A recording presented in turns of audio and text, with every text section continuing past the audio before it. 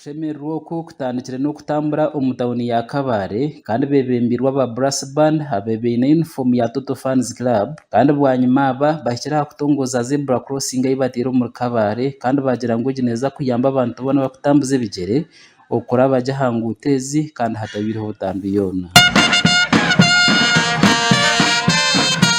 Abantu abetabire omu kutambura oku kandi n'okushemererwa ahabwa zebra crossings ezitiirweho basiimire aba Toto Fans Club ahabwa ekiteekateeko eki kandi bayongyera bashaba n'abembezi baabo okukopa bakakora nk'ebyo. Fans Club ahabwa initiative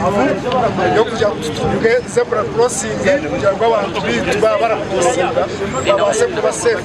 bebembirwe omwami Beni sime politicians bona babasa jaha kandi Total Club ezoba mu 3rd anniversary cyamanyisa ngo yahisa emyaka 3 umulingo niko gumwe okukwatiraho turafika okutereza entambura ahabwa accident zabire zikanyire omuntu aho Kabare cyo kwancyanyona nasima timu ya Total kugira ngo lazima ifuniro bwire kandi yayihayo ahabwa accident zayongera muri Kabare town ndemido ku town yatuyamba yazafukora zebra crossing.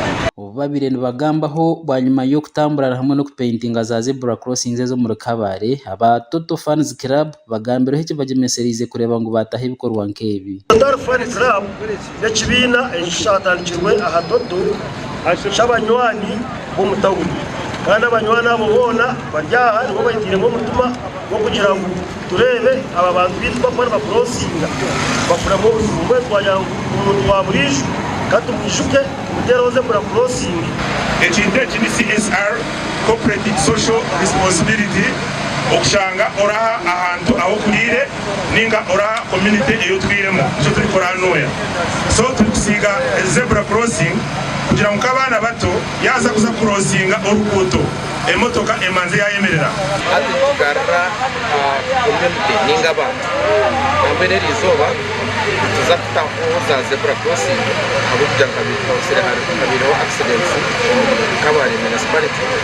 ubundi zikacendera urgira abakorera biruka omuri Kabare bagira ngu abantu bashatu kisya harbana no bakutunga butandu bursande omu district ni yemwe.